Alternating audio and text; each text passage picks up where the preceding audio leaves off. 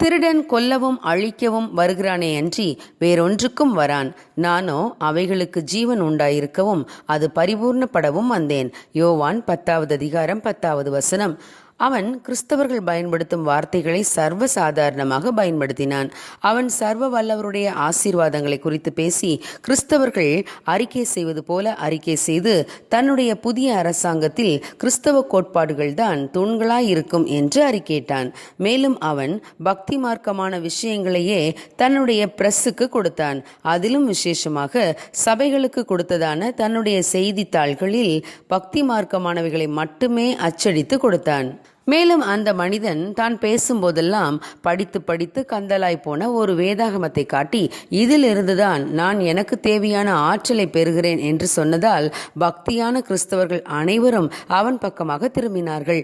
மேலும் தேவனால் தங்களுக்கு அனுப்பப்பட்ட புதிய அரசியல் தலைவனாக அவனை எண்ணினார்கள், ஏற்றுக்கொண்டார்கள். ஆனால் அடால்ஃப் ஹிட்லர் என்ற அந்த மனிதனோ வெளிப்பார்வைக்கு பக்திமான் போல வேஷம் போட்டாலும் அந்த மனிதனுடைய உள்ளம் உண்மையில் முற்றிலும் வேறுபட்டதாக இருந்தது.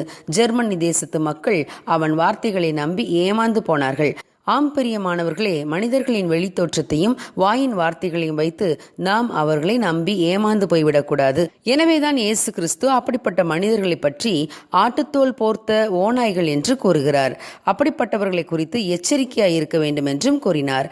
அவர்கள் உள்ளத்திலோ பட்சிக்கிற ஓநாய்கள் என்றார். இயேசு கிறிஸ்து இந்த வசனத்தை கள்ள தீர்க்கதரிசிகளை குறித்து கூறியிருக்கிறார். மக்கள் வாக்குத்தத்தங்களை தீர்க்க தரிசனமாய் கூறினால் சந்தோஷப்படுவார்கள் என்பதற்காக தேவன் சொல்லாதிருந்தும் தேவன் சொல்லுகிறார் என்று தீர்க்க தரிசனம் உரைக்கிறார்கள். இப்படிப்பட்டவர்களை குறித்து எச்சரிக்கையாய் இருக்க வேண்டும். அவர்களை நம்பி ஏமாந்து போய்விடக்கூடாது. இயேசு கிறிஸ்து பஸ்கா பண்டிகையிலே செய்த அற்புதங்களை கண்ட அநேக ஜனங்கள் அவர் மேல் விசுவாசம் வைத்தார்கள். அப்படி இருந்தும் இயேசு எல்லாரையும் அறிந்திருந்தபடியால் அவர்களை நம்பி இணங்கவில்லை.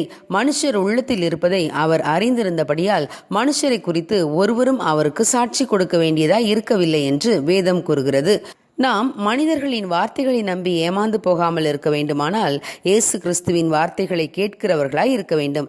எனவேதான் இயேசு கிறிஸ்து என் ஆடுகள் என் சத்தத்துக்கு செவி கொடுக்கும் என்று கூறினார். இயேசு கிறிஸ்துவின் வார்த்தைகளை கேட்கும் ஆடுகளாக நாம் இருந்தால் அந்நியரின் பின்பாகவோ திருடர்களின் பின்பாகவோ நாம் செல்ல மாட்டோம். திருடன் திருடவும் கொல்லவும் அழிக்கவுமே வருகிறான்.